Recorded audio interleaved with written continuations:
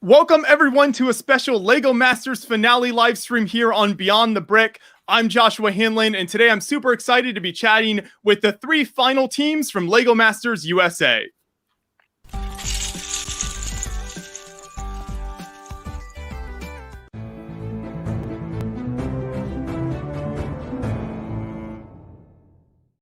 Thank you so much, everyone, joining us in the chat for the live stream. And big thank you to all of the LEGO Masters contestants who are joining us here in the stream today. So we've got Jessica, we've got Sam, we've got Tyler and Amy together there. And then we've got Boone from the Bearded Builders team. Mark, hopefully you can stop in later in the stream. But right now, we've at least got Boone with us to represent the team. So thank you all so much for coming on to look back over this incredible run that you've had on the show.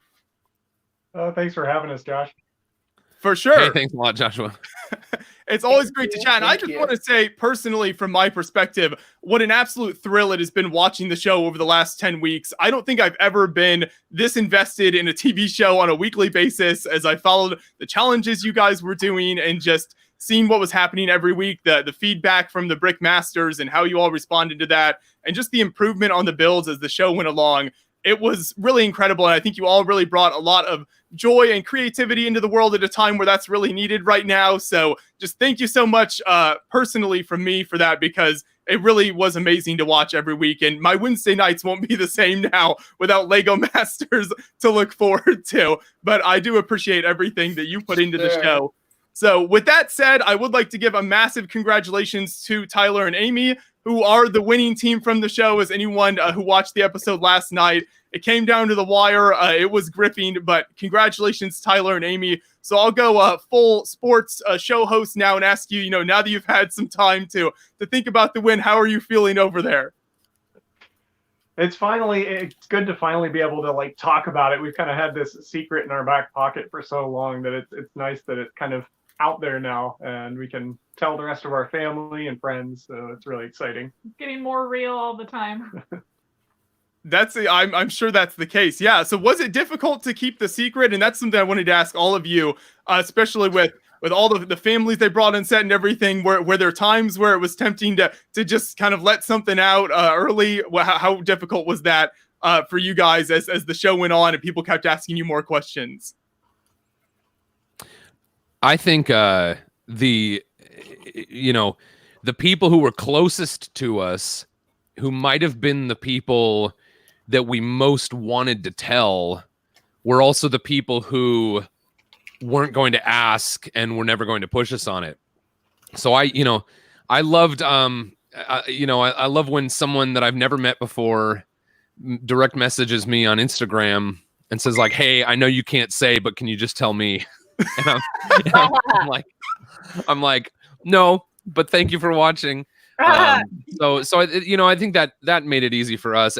Jordy did slip once with one of her friends, and we had to immediately call or text the friend's mom. And Jordy's 8, and so is the friend. We had to immediately text the friend's mom, and I texted Grandpa, and we had to try to convince them that if they heard anything, it may or may not be true.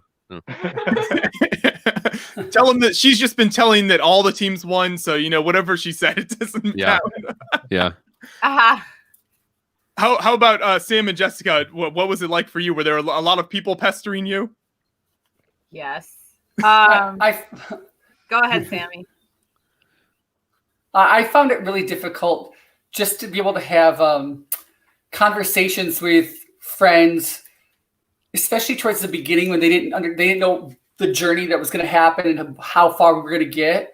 And so it was really difficult to have conversations and not be like, just be patient. We make it a lot further. It was like, you have to stay exactly where the episode is.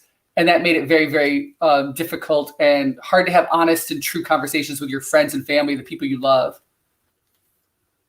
Right. I'm sure. I think it was easy for me because I actually didn't want to tell people. So when they're like, tell me, it's like, I don't care if I can or not. I actually don't want to tell you. I want you to wait and see, and I want you to be surprised.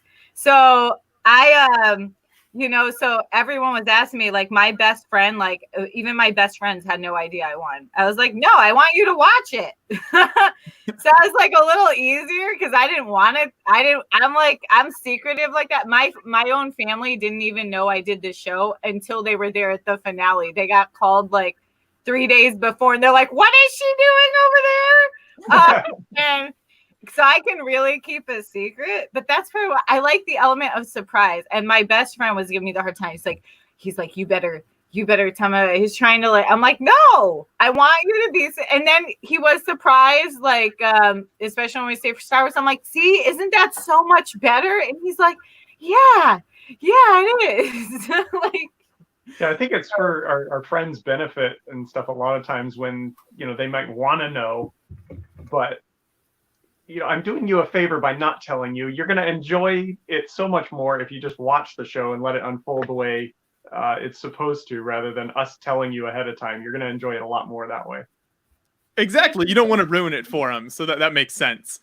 So I did want to launch into all of your builds from the final episode. So we'll start, Tyler and Amy, with your winning build. And John, producer John behind the scenes will be sharing lots of video clips so people can see some of these from the show as we go along. But Tyler and Amy, if you two want to take us through kind of your approach to this challenge of the final 24-hour challenge, and had it occurred to you at any point that the final challenge might be a build whatever you want type of deal that you could just have free reign? We were hoping for a build whatever you want challenge for the finale. So we had been brainstorming quite a bit beforehand, coming up with our idea, our story, as that's such a key part.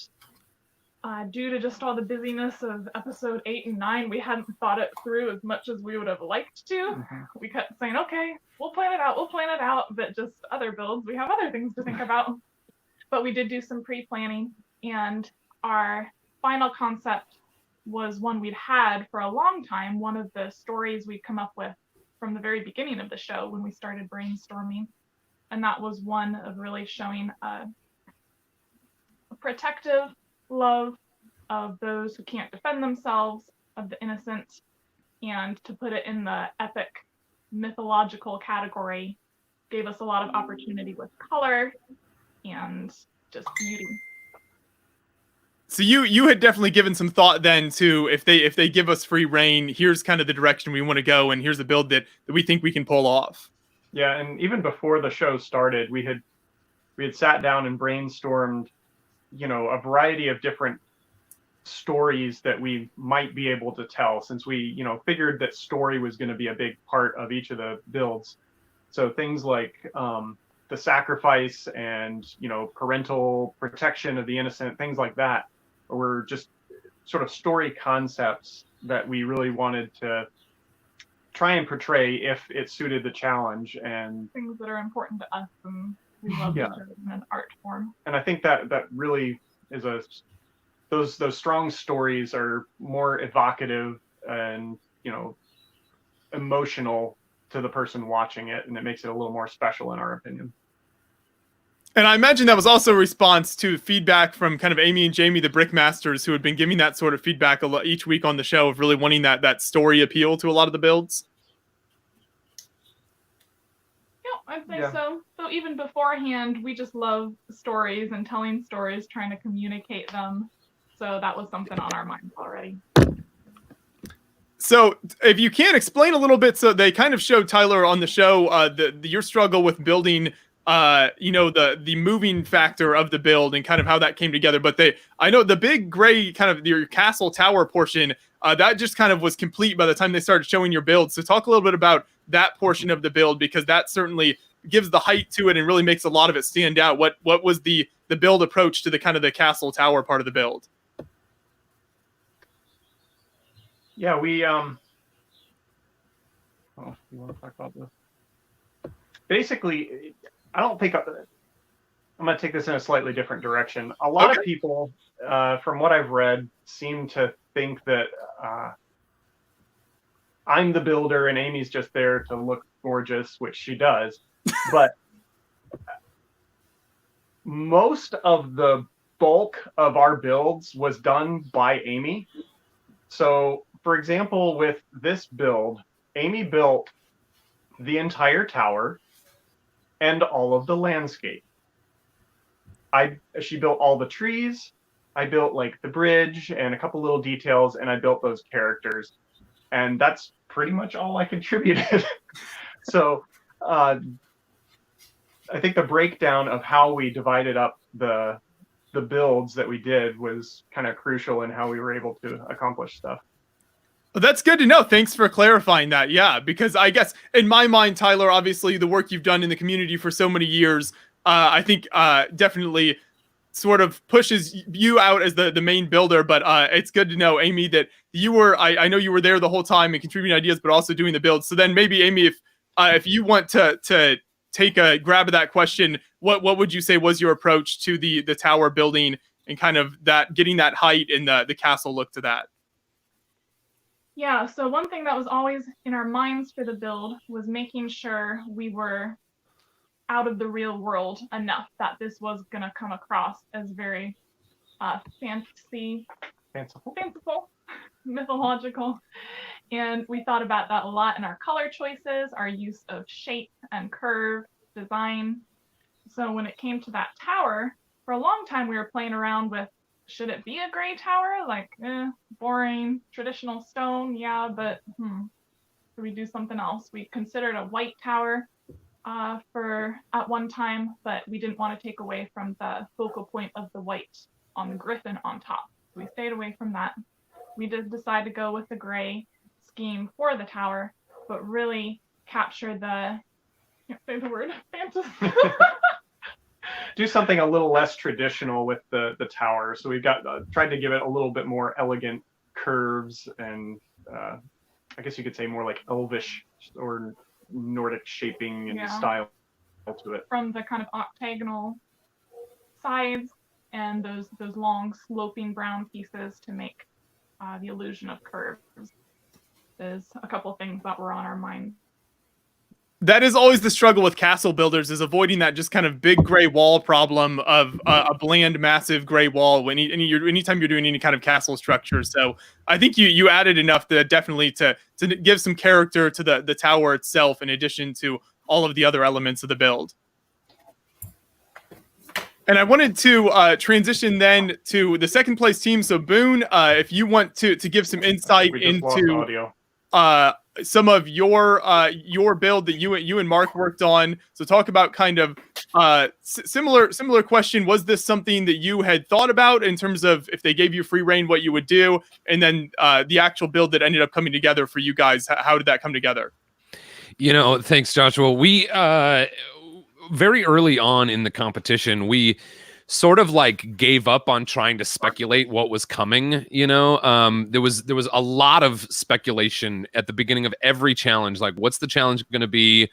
What are we going to have to do? Like, can we prepare in advance? And Mark and I had thrown some ideas around, before the entire competition started. We came up with a few ideas here and there throughout the competition, but we weren't attempting to figure out what any future challenge was going to be and plan for it.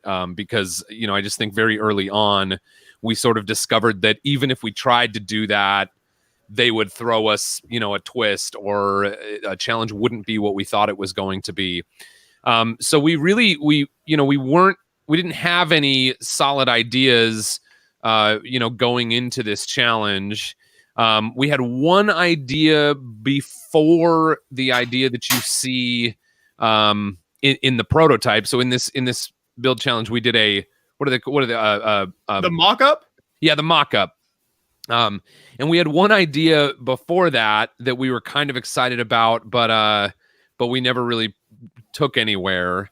And then we just decided, and I think Mark describes it in the episode, that, we outside of Lego, we each have kind of different creative pursuits. And so we were like wondering, well, how can we sort of like showcase our building style while also, paying homage to kind of the reason we all do this. And so that's where the sketch model idea came from, of this sort of like this community center where people gather to produce different types of artwork. And then, we got this feedback that it seemed a little bit too enclosed. It looked too much like the builds we had already done in previous challenges. Maybe was, for something that was supposed to represent creativity was like a little too, polished, a little too like clean and straight lines.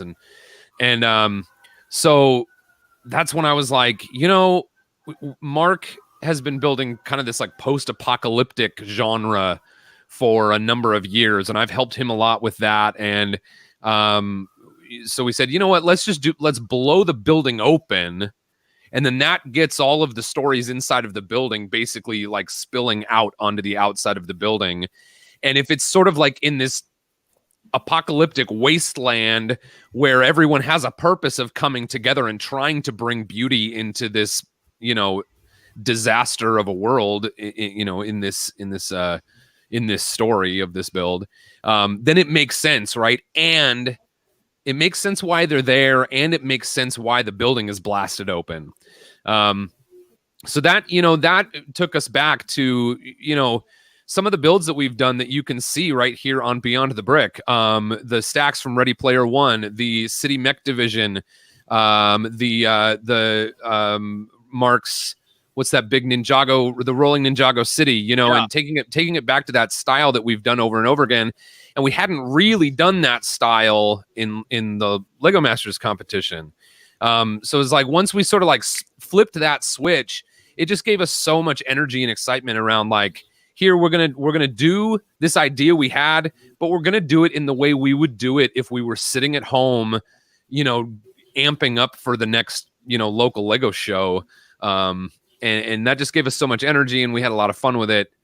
Yeah, that's kind of how we landed on the idea. Did that answer your question? Yeah, no, that's a lot of great insight into, because it is very difficult to just be given a challenge with no parameters. I think maybe at first you would think, oh, well, that's simple because you can do whatever you want, but at the same time you can do whatever you want, and so you've got to decide what you're going to do then with that. So there is a lot of challenge to that. I also wanted to ask you, Boone. Oh, go ahead.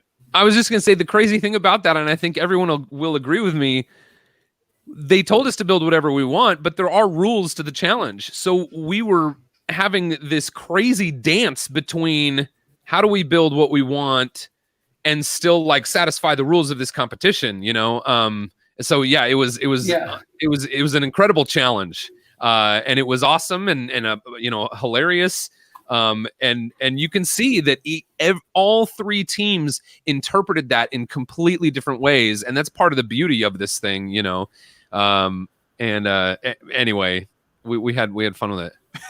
Sorry, Joshua, I didn't mean to cut you off. No, that's fine. No, I think that's a really good point. I did want to ask you about the moving portion on your build, Boone, that you and Mark did. So talk a little bit about the paintbrush effect and kind of how that was incorporated into your overall build and what your approach to that was. Yeah, well, we wanted there to be something, we're thinking about like, okay, if this is on display in Legoland, what could we give, someone who walks up to the display to do? And I'm just we're thinking about like the kinds of interactive things that happen. And of course, what we built couldn't have existed for years on display, but something like it perhaps could have been if it were re-engineered by, a company that builds stuff to be used over and over and over and over again by the public. But the idea was, part of this build, we've got all these minifigures, living here and making their music here, making their clothing here, doing the paintings, and just all these different types of creativity going on in this building. And they're also in the process of turning the building itself from something ugly and broken into something like beautiful and magnificent. And so we thought, what if a person could walk up to this build and participate in that beautification of this, place that's being transformed? And so we built a paint can, and the paint can has a Lego powered up color sensor inside. And the paintbrush is like built out of green bricks to sort of signify that it's green paint. And then you stick the paintbrush in the can, and the color sensor sees that it's there, and it triggers the software, to make those walls spin around. So then it goes from being like, brown and gray old shipping containers to like these bright, beautiful colors with, inspirational messages and funny pictures and stuff. I was a particularly big fan. Something that always stands out to me whenever we're at a convention and covering builds is brick built lettering. So that create that you wrote on the one wall there was one element that what I really loved of that build.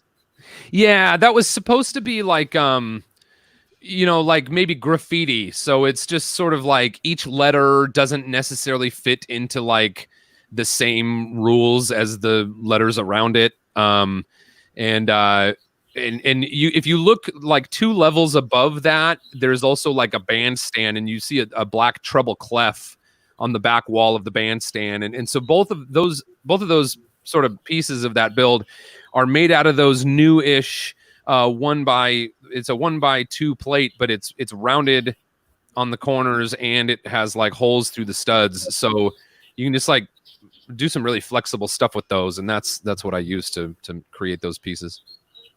Very impressive. Now we'll turn to our third team from the finale, Sam and Jessica. So I guess, Sam, if you just want to start, and then we'll have Jessica talk. You guys can go back and forth kind of on what kind of the portions you worked on in your approach to the build. And then also, were there any ideas that you guys had going into it, like Tyler and Amy and Boone was talking about, where if you could build anything you wanted, what would you do?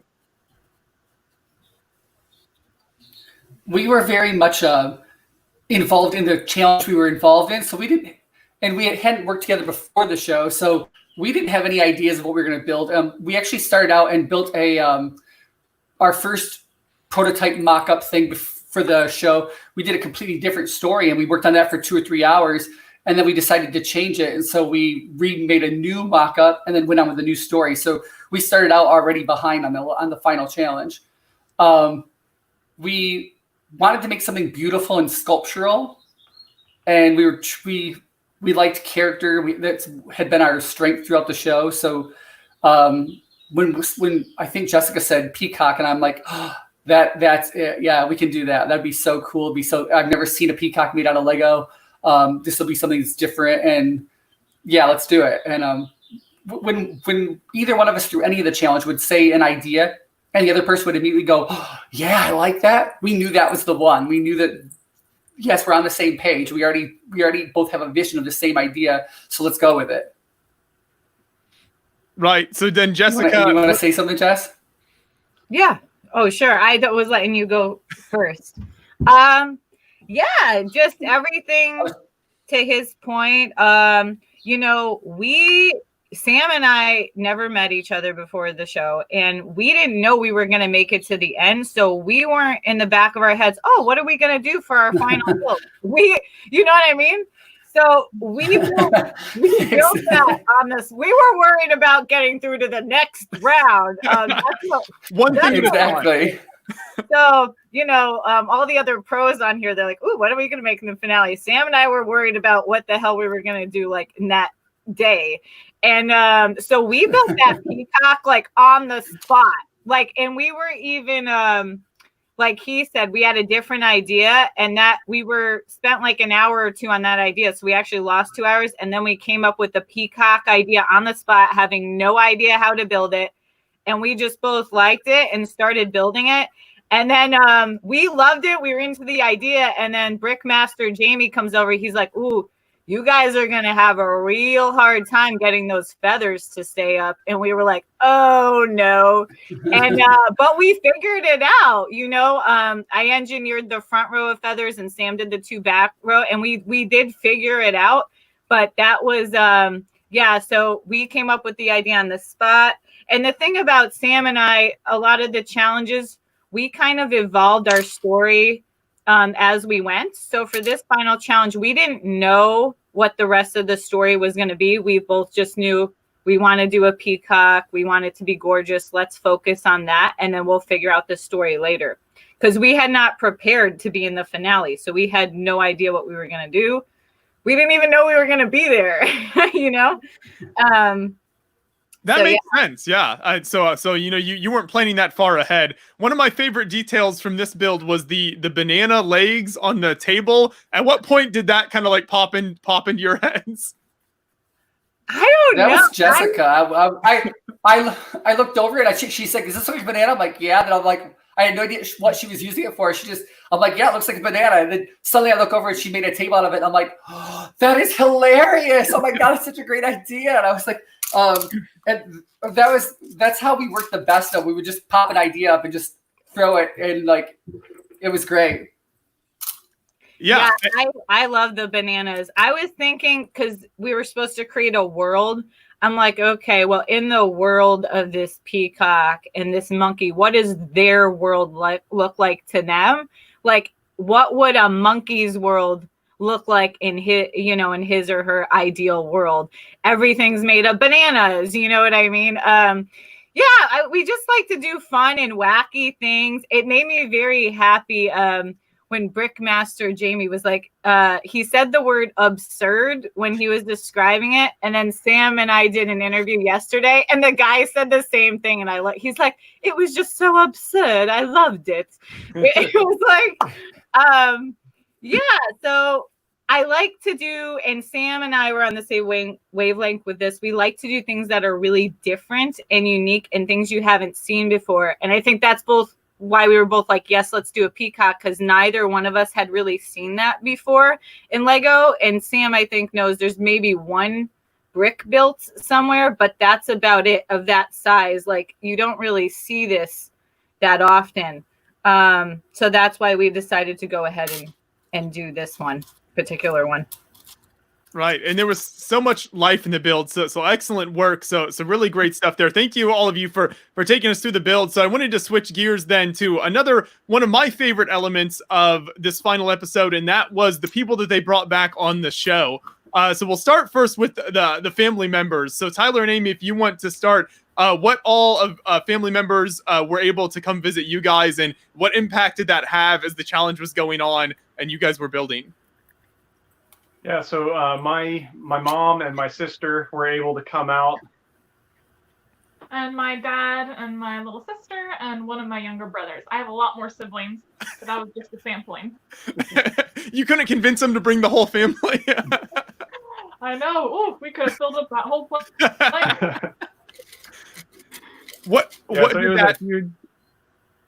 It was a huge just encouragement to have them there.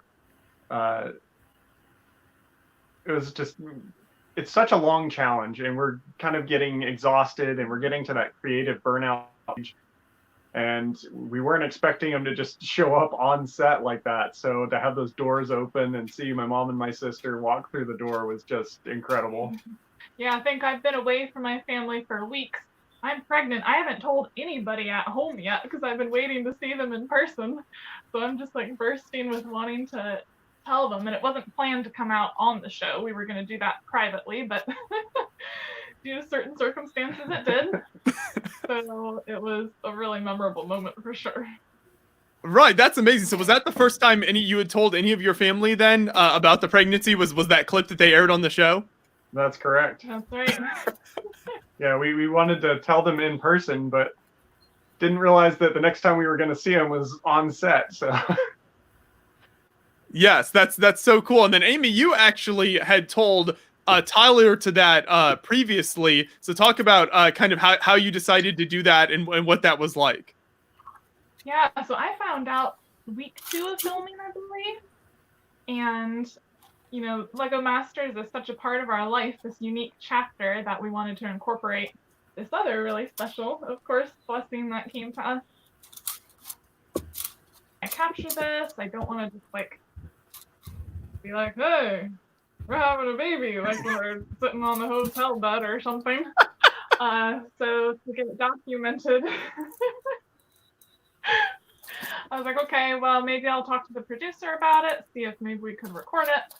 So, of course, they loved that idea, so I did end up calling the producer before my husband, which is a little embarrassing. But then we were able to get it in the interview, which they didn't use on the show, which is fine. That's kind of nice we have that, and hopefully we can get that clip for our personal enjoyment and showing to our baby one day. Right. What a fantastic memory to have for your kids in the future. And you can show that clip to them and be like, here's the TV show I was on when you found out. That's amazing. So then, Boone, your daughters and your wife coming in was one of my favorite moments on the show. That was so awesome that they were able to come in and see you while you and Mark were building. So talk about what that was like for you. Oh, you're muted. Sorry, everyone. It was really crazy. I just, we were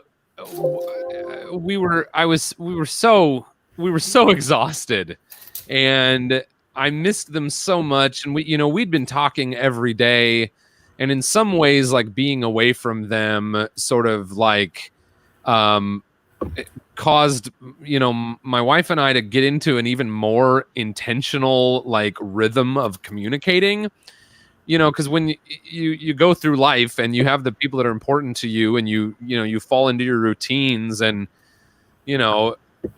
days or weeks can go by, and you think like, yeah, I've seen that person every day, and we've talked every day, and we've made things happen, and we've made sure our kids are where they need to be, but have we like really connected? You know what I mean? And so when I was away for taping Lego Masters, it really was like a reset on that in a way, and even though we were apart for so many weeks, our intentionality around communicating like ramped up so much. And so then it's almost like that made us miss each other more, and made us more excited to see each other when we got to see each other.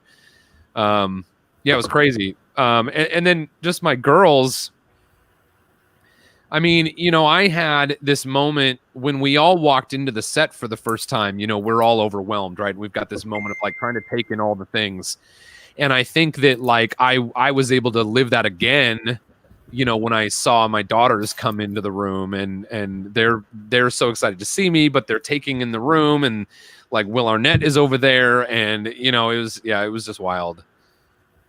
Right, you could see their excitement when they all walked in and they ran over to you. That was just so fun, and such a great moment from the show. Oh yeah, good. Thanks. I'm glad that made you feel good. So then, Jessica, for you, who all was able to show up from your side?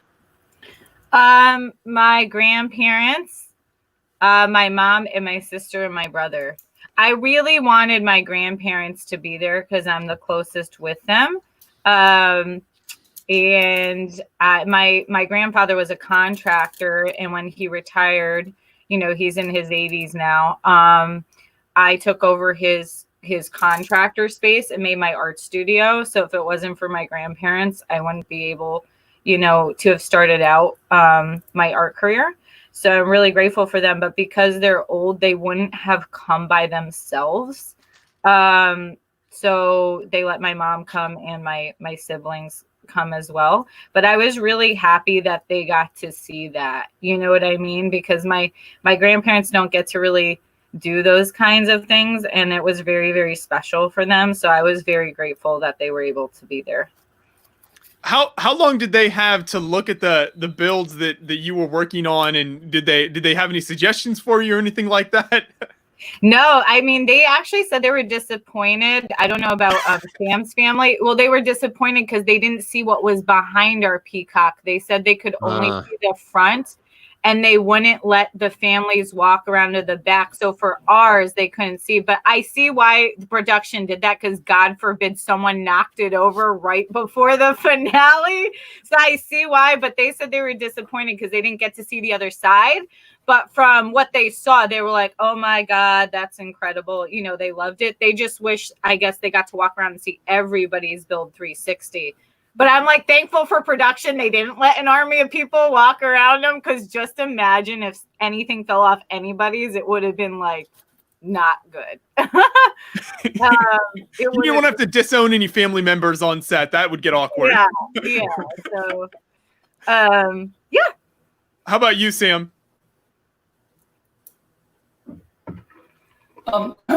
Sorry, my mom, my dad, my sister all came. It was wonderful to see them. Sorry, just one second. I'm sorry. It was as you noticed throughout the whole series, I cry a lot, and because people are very kind, they say amazing things. And Mr.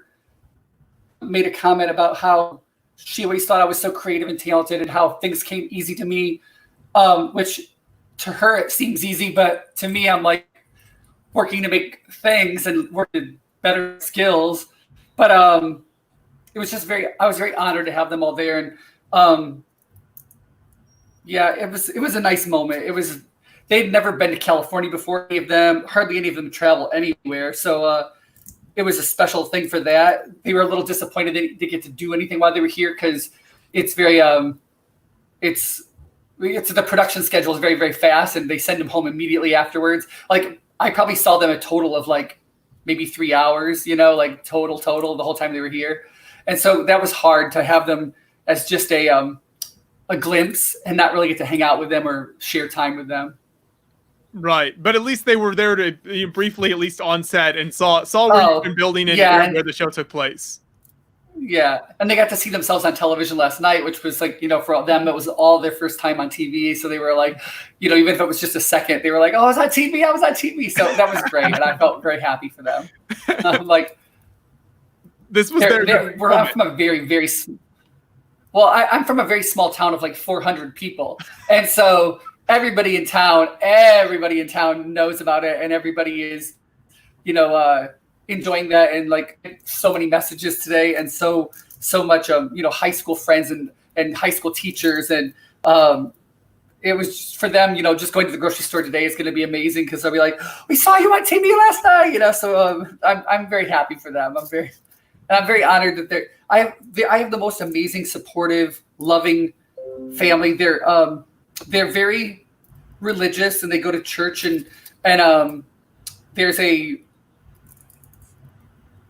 was fear growing up that they might not accept me for who I was, but the fact that they're both such amazing people that, like, my dad is not embarrassed at all. My dad loves me and is so proud of me, and so the idea of me wearing a dress on TV was like, whatever, I don't care. Like, and that's the definition of a true, amazing, supportive parent, is somebody who is like, I love you no matter what, and I'm proud of you for the things you've accomplished.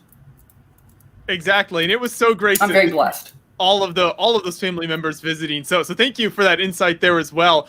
Another wonderful moment was when the former contestants came back. So everyone who had been on the show up to that final episode, and there was the big scene at the end where you all were on the stage and everybody was around you. So Tyler and Amy, talk about what that was like, seeing, just being there on the stage and seeing all of the former contestants along with the families. Yeah, it was really exciting. We've spent so much time with all of the other contestants and really grown to, develop some strong friendships with them. So to have them all come back for that finale was like, having another part of our family there with us, and having them there, it kind of hurt that there was only 3 builds in the finale. I would have loved to see 10 different builds of see what everybody would have done for that master build, because it would have been masterful to have everybody build something. Right, exactly. Yeah, you could have seen so many different examples of the creativity, but it's nice that they were able to bring them back. Did you guys have any idea that any of the contestants were coming back like that? We didn't. We had no idea. Another surprise pulled off well by the That's great. So we didn't know they were coming back, but before they came out on set, we were actually on set, and they were in the green room, which is another building, and I could hear Christian laughing, and he's got a very loud laugh, and I'm like, was that Christian? And it sounded like Christian, so I kind of knew they were there. I kind of like, Christian's here somewhere, like, I know. Oh, it was funny. He wanted to give you guys a heads up. It was a building away. I could still hear it. I'm like, oh, it was funny. They actually came in and got to see our final builds and came in and surprised us, but it didn't make the cut of the final air. So you just saw them at the end. I think maybe because we knew they were there, and I guess the production was very upset because it was supposed to be a surprise, and they might have cut it out just for that reason. I don't know. It's speculation. But I bet they cut it for time. actually, right when we finished, they had come Time, out. that's what I said too. They had come out and looked at all the builds, and like were hugging us and chilling with us, and that didn't make the cut, unfortunately. But it was a special moment. Absolutely. Right. So Boone, you, I believe, had your one final moment of singing on the stage there, surrounded by everyone. So the singing really became like a big part of the show that I think Will Arnett seemed to really buy into, and they started doing that. Was it basically every episode, almost once after that first episode where your talent was revealed? Yeah, well, before I answer that question, I'll just say that I got a text message from Mark, and he actually he was on call for work, and he was hoping he wouldn't get called so that he could join us today, but he got called in, so he had to go into work. So he wanted me to tell everyone I love you, and that he says hello. So thank you all so much for supporting Mark. Really appreciates it, and he's sorry he can't be here. So yeah, it was. I think it was the third episode. Okay, I'll tell him. Let's see. Everybody says they love you back! Exclamation point. There we go. So I think it was the third episode, the cut in half challenge, when Will came over to the desk where Mark and I were working, and he came over at a time that I had just run out of the parts I needed to finish the thing I was working on. So he walked over, he starts talking to us, and I'm like, hey, I'm sorry, I gotta run over, to get something from the brick pit. And while I'm at the brick pit, I went as fast as I could. And while I'm at the brick pit, he asked Mark, Boone, or Mark, what's one thing you really love about Boone? And Mark said, his singing voice. So then when we get back, Will is like, hey, Boone, do you have a song you could sing for us? And I got the impression that, it needed to be a song that wasn't copyrighted music, right? Because they wouldn't put that in the show. It'd be a whole legal thing. And so I had to make something up on the spot. And what you heard there is what I came up with. And you could hear it was a little, a tiny bit different the second time. And then from then on, it just became one of the sort of running gags of the show, right? That Will, and I imagine, producers sort of have in their pocket, right? These things come up and we can revisit these things over and over again. And people who are watching the show, feel like they're inside on a joke, right? But I had to keep coming up with these songs, and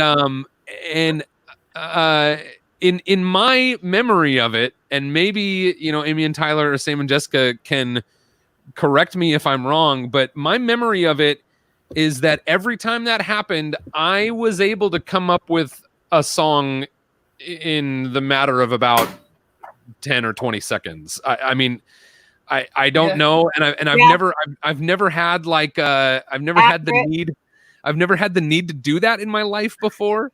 So it was kind of this weird thing. And the strange thing is I don't even really sing like that very often. That's almost like that very first "Here we go, we're building with bricks now" song I was kind of challenging Whitesnake or Axl Rose, and so I sort of did that voice. And then that kind of became the voice that I did for all of the songs that I spewed out while on Lego Masters. But then you see me reprise that song. You see me reprise that song. Yeah, thank you. What Jessica, what was that word you were saying about the about we watched I'm going to take an aside here because Sam said he likes the word spewed, and Jessica, you kept saying this word about the mermaid, about the water, was it spewing or what? We'll have to go back and watch it again. I think it was that or gushing. Yeah, or anyway, we thought it was funny. Okay, that was probably me too. Sorry for that aside. But so at the finale, I was like, okay, I'm gonna bring back. I'm thinking it's the finale. I know Will's probably gonna ask me for another song. Why don't I bring back that very first "Here we go, we're building with bricks now" song, and give it extend it a little bit, and you didn't even quite hear the whole thing. So I'll tell you, I'll give you it's like basically 2 lines, and it goes, "Here we go, we're building with bricks now. We've been running to the brick pit day after day. Here we go, we're building with bricks now. We're gonna build it the Lego Masters way." Anyway. Bravo. Beautiful. There you go. Thank you. It's the full unedited version. Yep. So yeah, we had fun, and it was so weird because how many people were in the room? All those people sort of in the audience that they brought in. Was like it 200? 200 people. 150. And as soon as I got through one line of the song, people start like clapping, and I was like, "What is going on?" Yeah, it was wild. My family, because they didn't or anything, was like, wow, he has a good voice, but they weren't expecting. They're like, oh, he sings, because they were, when in the finale, they're like, oh, he can sing. The whole thing about recording that was a Masked Singer. Recording that whole scene was surreal. Recording that whole scene was surreal because none of those people had seen any of the episodes yet, so they had no vested interest in who any of us were. Like, even our family had never seen anything. They'd only seen that build and us standing there. So it was so surreal because they're all cheering and clapping for us, and they're like, they don't know who we are. They've never seen us before. It's so weird and awkward.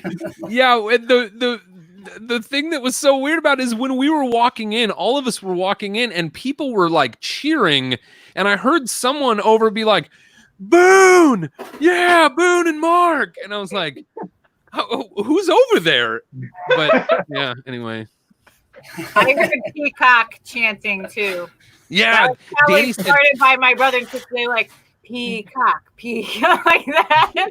Danny said there was like this huge group of people that were like doing like peacock wings. Yeah, the birds. That was why my sister and brother probably were like paying people like, okay. Everybody start doing this.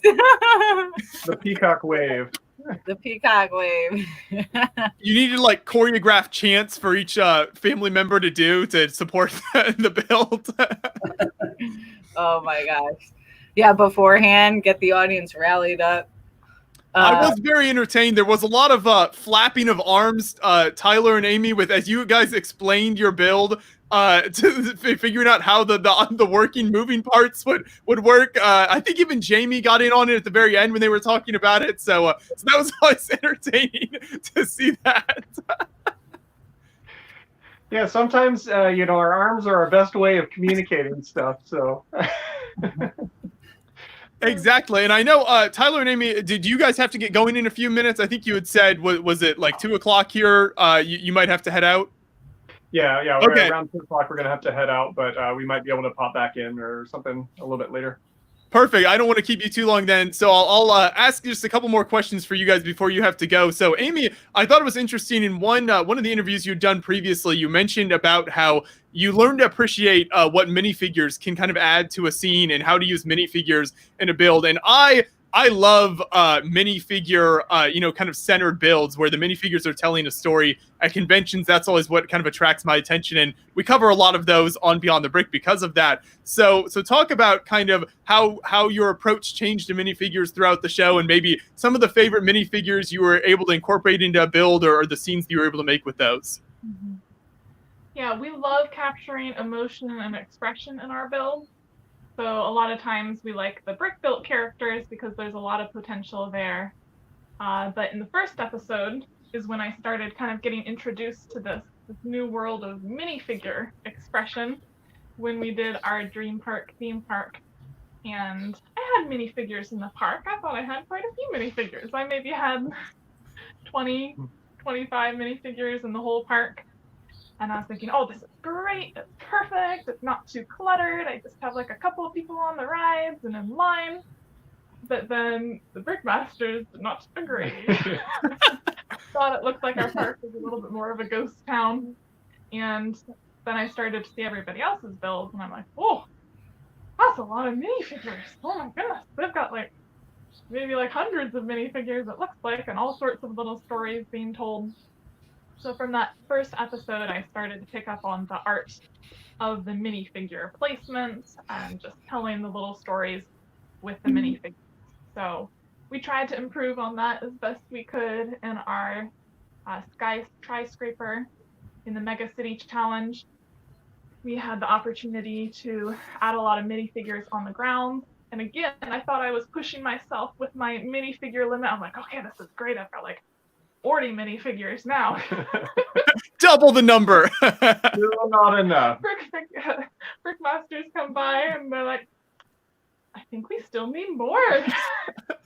And in fairness, like that, after the twist, Amy spent like those 4 hours just putting like more minifigures on there, and I still don't think that it was enough. They still wanted more, it seems. So then I feel like our crowning achievement with minifigures, for us at least, was in the Good versus Evil challenge, where we had another minifigure scale build and were able to incorporate a lot of minifigures. I had probably, I don't know how many skeletons alone I had, but then the archaeologist and his crew and the just all the characters going around there. So I was proud with the progress I did make. Yeah, like there was a ton of little stories. I think that was definitely our crowning achievement with the minifigures.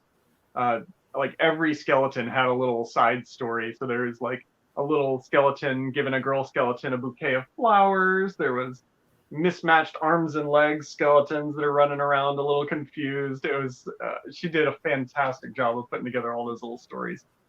So definitely wouldn't claim to be anywhere near the level of Mark and Boone and their minifigure prowess, but I think we learned a few things. Yeah, Mark and Boone and Aaron and Christian are the kings of minifigure stories and placement. That's their wheelhouse, and they did fantastic. That's all. Thank you very much. That's all, Mark. I learned a lot about it while being in the competition, but I don't collect minifigures, and I don't usually build in minifigure scale. But when I do, I think it's fun to like use all like one minifigure or something like that, you know. But Mark has, you know, Mark typically builds in minifigure scale, and he's always kind of had a mind of like, how do we tell little stories with these minifigures. So I guess I shouldn't say I've never done it before. I think the one thing that I have sort of always paid attention to is like there don't need to be any minifigures in a model that don't have a purpose, you know, and that's one of the things I said. I think I said that to someone yesterday about the final build. Oh, it might have been Graham from Blocks or Brick Fanatics was asking about the build, and I said, you know, I can't tell you how many minifigures we used in the final build. It was a lot. Maybe, I mean, we could probably watch the video and not right now, but we could probably go back and figure out how many we used. But it was more minifigures than we had used in any builds, and there was not a single minifigure placed in that build that like wasn't serving, you know, a specific purpose. And so that's one thing that, you know, I learned from Mark long before we ever went on Lego Masters, and I appreciate that, you know, it resonated with you. Yeah, with your final build, Boone, that was one thing I was terrified of, just how many minifigures you had and how well they were placed. And I was like, oh man, we're going. And the Brick Masters had been seeming to like really put a lot of emphasis on that. Right. You know, which is part of the reason we chose to go the direction we did.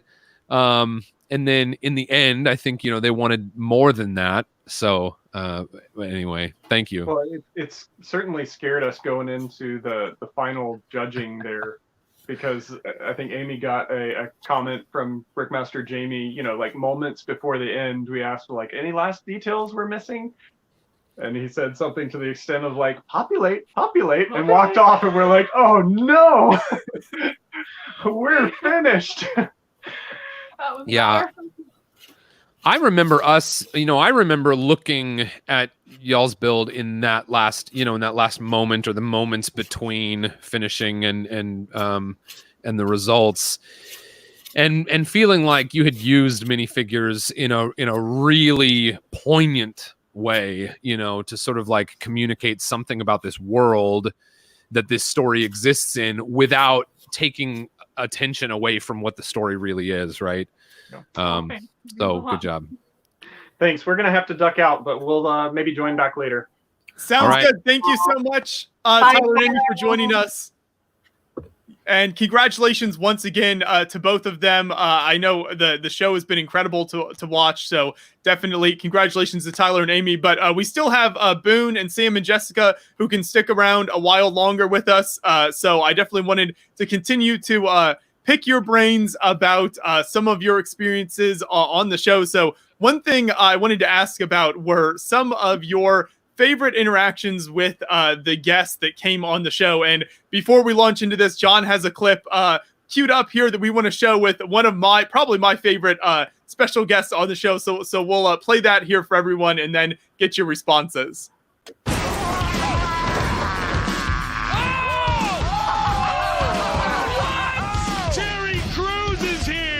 So I need you to inspire these teams. Can you do it? I can do it. All right, let's do it. Let's make it happen. Hey, do it faster and better and stronger. Where do you want to be? Here. Where? Here. Come on, get going. I love how happy you guys are. But this is not the time. Let's make this work. Want to make it work? You don't want to go home. I don't want to go You don't want to go home. You don't need your family right now. We're your family. I need them later. We're your family. I'm your son. Oh, you're my son? If you don't build this right, I'm running away. Oh, no. And I'm never coming back. Oh. And years of therapy. This is so sad. Gosh, this got really weird. How did even know what to do. Sorry.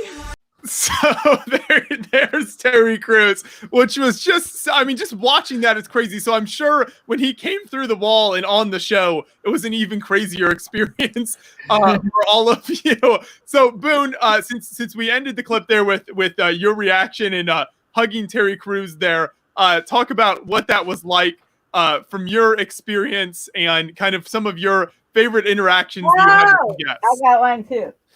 Yeah. So the crazy thing about Terry Crews, and we all, or many of us, have a piece of the wall that Terry Crews bursted through. So that's a little memento. I'm actually thinking about. I'm thinking about making a. This is a total aside. I'm thinking about making a video that would be like a little virtual museum of all the like mementos that we grabbed from the experience of being on Lego Masters. So maybe we should do a collaborative Sam and Jessica and pull some other people in. I think that'd be a fun video project. Anyway, we could also get in tremendous trouble for it, I guess. So this is a long story. I gotta tell you right away. Because it goes all the way back to before we started taping the show. So when we were flying down and in the first, sort of moments of being together for the show, and maybe even back to like casting finals, we didn't know who was going to host Lego Masters. And so there was a lot of speculation going around, like who might host. And of course, one of the names was like Chris Pratt, and people were like, no, it's not going to be Pratt. He's like way too huge of a star, to like host this first time, television reality show. And so we're trying to think about like, okay, so who are the celebrities that are like sort of in the wheelhouse of someone that might do this? And like 2 weeks before we flew down for casting, or 2 weeks before we flew down for taping, Terry Crews, I follow him on Instagram. My wife and I love Brooklyn Nine-Nine, so he's the Sarge to us. And he had posted on Instagram this picture of him with a UCS TIE fighter that he had built and put in a display case in his home. And I was like, I saw that. I was like, oh, he might be, you know, a contender for hosting this show because he's had a relationship with Fox.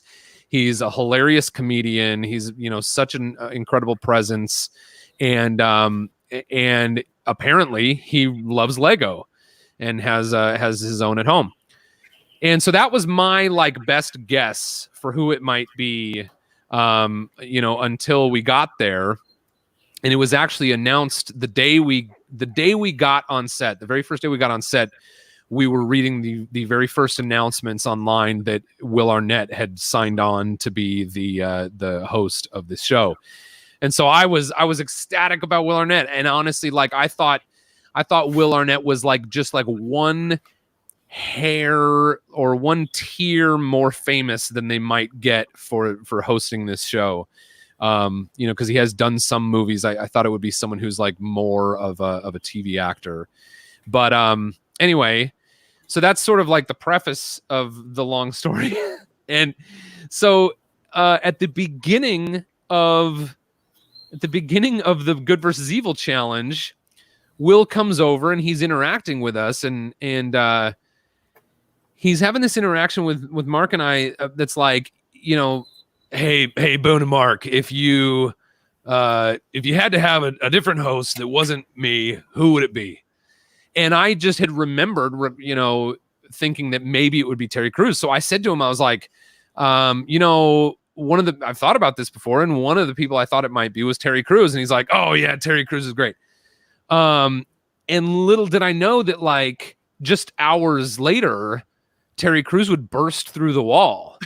And so the moment Terry Crews bursts through the wall, they're doing that whole bit, you know, where right here, and Will, you don't see it on camera, but right in here somewhere, Will like looks over at me and gives me like one of these like, you know, like, isn't that weird? Or like, what do you think about that kind of looks, you know?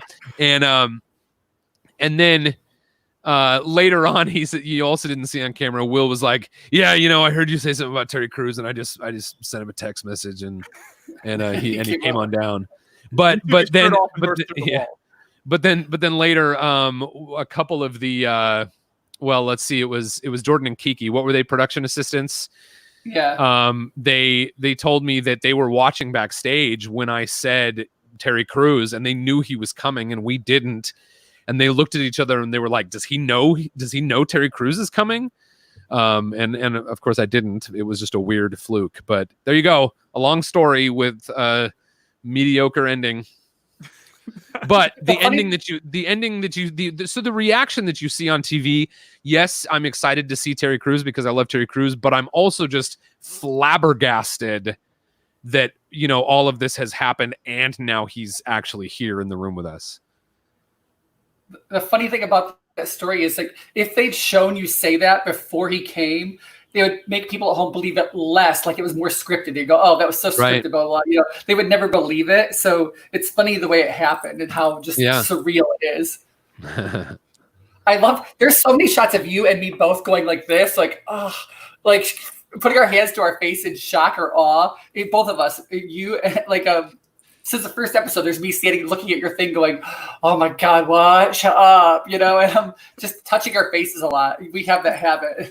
Yeah, well, and, you know, I think that illuminates sort of another interesting thing about this whole experience is that, you know, it's the story producer's job and it's our job to try to, well, it's the story producer's job to get us to urge us to, and then it's our job to like respond in ways that we show the viewer at home the things that they can't see inside our head, right? The viewer does not have the benefit of seeing what's going on inside our head. So we had to like amp up our reactions were not fake, but our reactions were amped up a little bit to what they might be in real life. Now, I have huge reactions to everything in real life anyway, but but you know, I think we all too. Was that part of the casting is that too? Like it's they see us and they go, oh, wow, these people are larger than life. We like this, you know, this is what we want. Yeah, exactly. that one thing I wanted to ask you about, since we've got all three of you on now, is the team build that you guys did together. So it was Boone and Mark, and then Sam and Jessica. And so obviously, like, Boone and Mark have done a lot of collaborative builds over the years. Sam and Jessica, you two had never built together before. So then you bring these two teams together. Well, we had done 6. Well, Six yeah. episodes. So, besides the challenges, though, you hadn't done anything. So, Yeah. Sam, I'll start with you. What was that? What was that like when you realized you'd have to build with Boone and Mark? Well, Jessica and I had both gotten along with Boone and Mark so well already, and I'd known Boone from Brick World the year before, and so I felt like when I saw him at casting, I was like, oh, Boone is here! Oh, I hope he gets on the show because he's so amazing. And when we both did, it was just so much better. But so I was excited to work with them. It was a little scary that they had the golden brick and they had to use it that week. So they could have just not built anything and then left us to our own devices to like figure out a way to save ourselves. Or they could, like they did, shine immensely and cause us more, possibilities. But they were building true to themselves. They wanted to build the best thing they could possibly build. And they were totally supportive and worked well with us immediately. Like they had nothing to lose. But I think we all have the same mentality. Like you saw us, we wanted to be a team immediately. And even the Brickmasters came over and said, you're still competing against each other. We're like, yeah, but this challenge, you said it was part of a team build. And so we have to be a team if we're going to do this. And that really worked for us. I'm very honored to work with them. And I had a great time that week. It was one of my favorite weeks on the show. Exactly. Jessica, what was your reaction to that? Well, they were the team we wanted. So when we realized we were partnering with another team, Sam and I looked at each other. We both wanted Boone and Mark because Tyler and Amy are very good at sculpting, and that was one of the strengths on our team. So we didn't want to be put in comparison, like so close. And then with Aaron and Christian, who are really good technically, we feel that Boone and Mark are great technically, but Boone and Mark are also seem to be very creative in their characters. And you can see from the characters they chose, superhero, they chose Pizza Guy and Panda, and we chose Shower Guy and the Gardener. We all chose wacky characters. So we knew it would be a good collaboration. And so I was thrilled for it. And I also like Mark and Boone because they're strong competitors. So even though we were one big team, they still wanted to beat us, so we knew they still wanted to beat us. You know what I mean? Oh yeah, we're one big team, but they still wanted to win. So we knew they're going to come up with something epic, and then we're going to come up with something epic.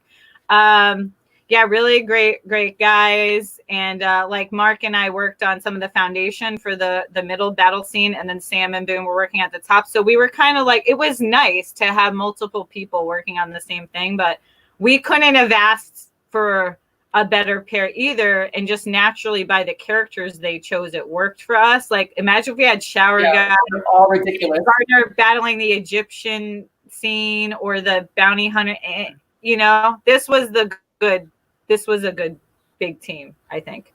It just worked because we all chose wacky things. It just worked well. So, yeah, it was awesome. That was also one of my favorite episodes. Terry Crews, hilarious. I wish he can come back. Like, I wish he was there the whole time. He has a lot of energy. I also have a piece. I also totally took a piece of the wall. I saw Boone. I have a little piece.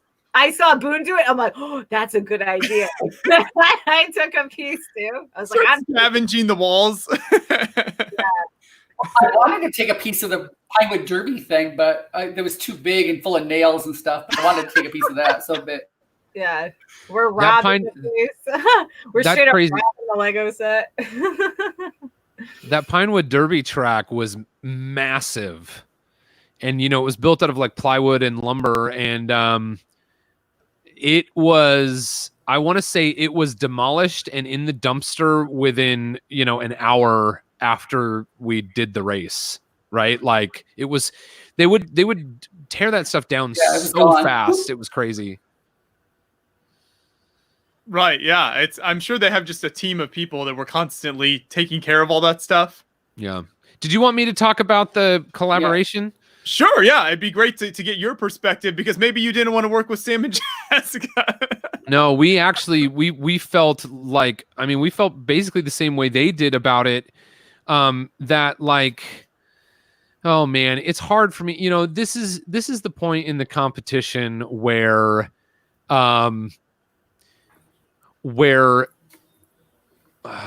it gets challenging to talk about how we felt about the teams at this stage, right? Because we knew we were far enough that we, if we wanted to make it to the end, we had to send people home. Well, if you look at Amy and Tyler and you look at Aaron and Christian, we knew that Amy and Tyler could beat us. And we sort of valued them as like worthy opponents. And so we didn't really want to be paired with them in this challenge, because, you know, I don't know. It just, but then the flip side of that is Aaron and Christian. And Aaron and Christian was always the team that we thought might beat us, but we would have been disappointed if we let Aaron and Christian beat us. So we also didn't want to be teamed with them either. And then Sam and Jessica, and the beautiful thing about Sam and Jessica is this is like sort of right in the middle of like Sam and Jessica's, you know, like surge to like the greatness that they realized by the end of the competition, right? And so like we never had the baggage, you know, sort of like thinking about Sam and Jessica the way that we thought about Amy and Tyler and Aaron and Christian. Right. And it's not because they weren't building incredible builds, because they were, you know, they were in the top 2 on challenges where we were squarely, you know, in the middle, or even felt at risk of being in the bottom. And so, you know, we definitely respected them as artists and respected them as builders, but we also just like we had so much fun with them. And honestly, like, Amy and Tyler really kept to themselves a lot. And I'm sure that was beneficial to their marriage and their team dynamic. But we loved to hang out with people outside of, you know, build hours. And so we had spent a lot of time with Sam and Jessica. So it felt like a nice pairing. And, you know, we went into it really feeling like we're going to do the best we can. We're going to help Sam and Jessica do the best they can. Like we had nothing to lose, right? Because we had the golden brick, and we, you know, we would have far rather seen Aaron and Christian or Amy and Tyler go home at that point than Sam and Jessica, which is what happened. And it was great. And we all had a blast in the following 2 challenges together, you know? So anyway, we had a good time, and it was a lot of fun working with them. Well, that's good. That's what you want to hear, you know? I feel like when I'm full screen, it's like I'm talking behind their back, and then we go back to what did you say? Then we go back to the Brady Bunch, and I'm like, oh, it's not them, it's them. It turns out Sam and Jessica have been here the whole time. I know they're here. I would talk about them. Well, that's what I like though. See, like I played into that a little bit with the contestants, because I feel like a lot of the contestants underestimated us from the very, very beginning. And I'm thinking I was thinking to myself, this is going to play in our favor, because people aren't going to look at us as a threat, and they might be nicer to us as a result. Though secretly, you know, and Sam can be very hard on himself sometimes, which also helps with that narrative. But then, but I'm thinking to myself, like with Sam and I combined, what a lot of the audience doesn't know is Sam and I combined have 3 decades of art and design experience that we did as profession. Sam spent 20 years in toy making, and I have a 10 years experience in art and design. So I don't think some of the contestants even maybe knew that at the time, but I knew that. So I knew eventually we were going to shine through, and that was going to be valuable at some point, but I just didn't know when it was going to be. So I was like, ooh, we're going to be the underdogs. And when we create something incredible, people are going to be really surprised. And that's actually what happens a few times during the competition. So I never, Sam and I are really humble because we valued like the other talent there. And if you notice, we weren't really like the team that like tooted our own horn, we were always like praising other teams. And I feel like that played to our advantage because we felt like none of the other competitors looked at us as a real threat. Whereas maybe in that superhero challenge, which was crucial, we knew a team was going home, and you could tell like Boone and Mark had the golden brick, so we know they're staying. But with Tyler and Amy, you see a little bit of disconnect there because they knew like one of them could very well be going home, and maybe that hurt their collaboration in the middle a little bit. I don't know for sure, but it seems as though that hurt the collaboration, where Boone and Mark weren't threatened by us at all because they had the golden brick. And we were able to collaborate better. Maybe if they didn't have that golden brick, I'd be like, yeah, guys. And then, but yeah, so I think that definitely played in our favor that Boone and Mark also had the golden brick. Because Amy and Aaron at that point think, oh, Jessica and Sam are going to be in the bottom two. They knew that one of them is also going to be. So that kind of creates more rivalry, if that makes sense. Yeah, I feel like Sam and I came back a few times with a sneak attack, like with the mermaid. When we first did that mermaid, even the judges, the Brick Masters, were literally shocked. They were like, well, that came out of nowhere. Like, they didn't expect that from us because I believe the Brick Masters didn't really know anybody's past experience or history either. They're like, well, where the heck did this come from? Like, out of nowhere. And then with Storybook, the same thing, when we made those characters and Sam had made that elephant with the candy cane legs, the Brick Masters were like, wow, like this is really, good. These are really good elements. And we're really grateful that they recognized, the creativity in our team throughout the competition. Right. I think it was an interesting dynamic because you look back on those first couple episodes and it was clear that you and Sam had that tough time like coming together as a team and figuring out how you would build together. So was there a moment at some point that kind of where it finally clicked for both of you and then your build started to improve and you started to work better together? Was there a conversation that happened or what? How did that work as the two of you started to kind of gel better together on the show? A lot of conversations, a lot of crying, a lot of like just frustrations and sort of just resigning to just do what you're going to do. I'm going to do what I'm going to do. And we're going to figure it out and we're going to make it happen. And it was sort of having faith in each other. Like Jessica had faith in me way faster than I had faith in her. But she was very great at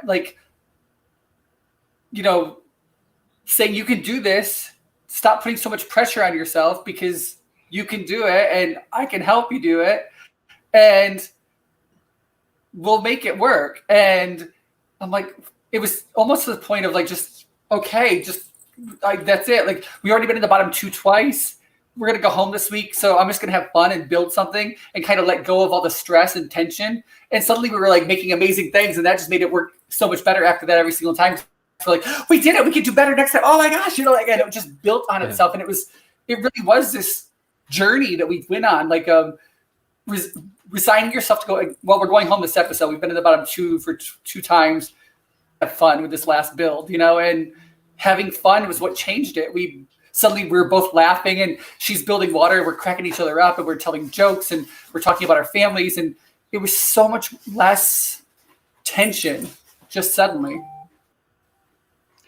Yeah, it was. I think our story is really interesting. And, You know, it's kind of like story of the artist. You know, I'm used to rolling with the punches because I am a full-time professional artist, and the art industry can be really tough, as you'd imagine. You know, I got told like I wasn't good enough, my art wasn't good enough. I am used to these kind of punches. So when we're in the bottom two, I can really handle that, you know, because that's kind of the artist's life of what I went through on my journey. I got told no so many times. I got told I wasn't good enough so many times. And I'm just very resilient, and I kept going. And then eventually I started getting to galleries that show world-class famous artists, deceased and alive, like Salvador Dali, Andy Warhol. Some of my art is next to Andy Warhol's art. Like, that's crazy. And imagine if I would have listened to "you're not good enough," or "you're not a good artist," or this or that, or the harsh criticism, and gave up. Like, I wouldn't, my artwork wouldn't be next to Salvador Dali. It wouldn't be near Andy Warhol. It wouldn't have ever got there. So I feel like I had experience with negative feedback so much from being in the arts industry that I'm just so used to it. I'm like, they were like, "Oh, yeah. I'm like, yeah. Okay, we're gonna do better next time." You know what I mean? Like, I can really handle it because I was so used to it already, and seeing the perseverance through just myself as being an artist, and I'm still nowhere where I want to be, but I kind of went through that experience before of not making it, just starting out, you know, being the new girl on the block, and then kind of overcoming it all. And I wanted to, because of my experience in that, you know, I feel like I shared a little bit of that with Sam, because as an artist, I had that struggle when I started out. I was like, well, maybe everyone else is better, and maybe, you know, like, I'm not going to be successful. So I had went through those experiences in my own life of self-doubt through creativity. And I think it's a really important value. I think as an artist, as a creator, one thing I've learned is that you have to stand by your work no matter what. You have to value your talents, and you need to be confident, most of all, confident in your abilities. It's not cocky, it's not arrogant. To be a successful creative, you really have to be very confident in your creativity and abilities, because if you don't believe in yourself, nobody else will either. So that was, you know, something that I learned along the way, and I feel I was able to share with our team. And yeah, I'm just so proud of our team. Like, and it just proves to show you I'm not crazy, I'm not kidding, because we did make it to the finale. So, you know, it just kind of proves that story over and over again of resiliency of artists and creative, and just pushing through. You know, art, Lego, everything is so subjective. So some people may say it's not good, but you just kind of have to really believe in yourself. I think Jessica made a really good point. At the beginning of the series. Go ahead, Sam. Sorry, I was going to say, like, at the beginning of the series, like the first few episodes, I didn't really understand how important storytelling and creativity and like that stuff was going to be, because it was a Lego building show, and I had seen and built for years and years and years amazing stuff, and been to conventions where I seen amazing builders. And the first day, after the first challenge, I go, well, Christian, Boone and Mark, Tyler and Amy are going to be the top 3 teams, because they're all the most technical, polished builders. And I have never had that unless I had a lot of time at home. So, you know, I didn't value the storytelling and creativity yet. And so it was really hard to have that confidence when I saw other teams were so much more technical and polished. And but then as we got along, and when we got to the third challenge and stuff like that, we really saw that, like, it wasn't about the polish, it was about the story and the creativity. And, like, especially when we got to the storybook one, just going off the walls, it gave us more and more confidence, because it was like, okay, it's not just about that, you know, it's about way more than that. Yeah, and sorry, I think, go ahead, like, Boone. Oh yeah, Boone, next. Oh, the one piece that you I mean, it was all great, but a piece of what you said, Jessica, that really resonated with me was the flexibility, you know, and I think you had to be flexible to get as far as we all got in this competition. And that was one of the main reasons that we It's one of the main reasons I wanted Mark to be on my team, right? It's one of the main reasons many of us got to the show, and it's the main reason that I really enjoyed. It was the main reason why Sam and Jessica would have been our top pick for the collaboration, because we sort of fancied ourselves as a team that was flexible and we could listen to the Brickmasters. And you saw examples through the competition of the Brickmasters giving advice and people not following it, and then those people eventually go home.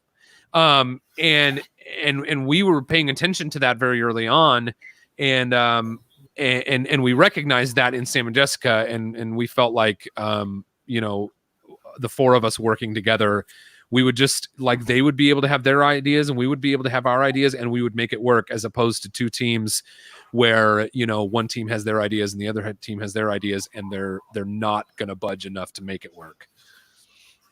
Yeah, absolutely. Totally And agree. back what Sam was saying before with the technical thing, I feel like that's why Sam and I took a lot of punches on social media with some builds, especially when we knocked out Aaron and Christian, because I feel like as I'm learning so much more about this huge AFOL community, the AFOL community seems to be very focused on technical and technicality. And I found that very interesting. It seems like the AFOL community is really looking at the technicality. But, prior to the show, I'm a very quantified person. I don't know if you could tell that from the show. I, researched Lego and their values and their mission statement. And the Lego mission statement and their values, their core value is creativity. That is their number one value, is creativity. And it's also caring, right? Caring for others and some other things. Technicality is not in the Lego mission statement, and it's not in their values. So when we went on Lego Masters, I kind of had a hunch that creativity was going to outweigh what was considered to be more technical, because that's at the heart of Lego's mission statement and values. And I don't know if any of the other teams had researched that or really thought about that. But I like to do research and quantify things. I'm like, okay, well, creativity and storytelling, that's 66%. And then technicality is third, that's 33%. So if you have two over the third, you're more likely to stay in the competition. And Sam and I really thrived at creativity and storytelling. We were one of the best storytellers on the show, and that's how we made the finale. Though I'm learning too, technical ability means different things to different people. I personally think when we did our storybook, Samuel had hand-built the ducks, and I helped replicate the ducks. Those are hand-built armies that are also very, very technical. Instead of using minifigs and some other things for the armies. So those are also very technical. So for that build in particular, we did check all three boxes for that. And I believe that's why we stayed and we were able to really, really thrive throughout the competition.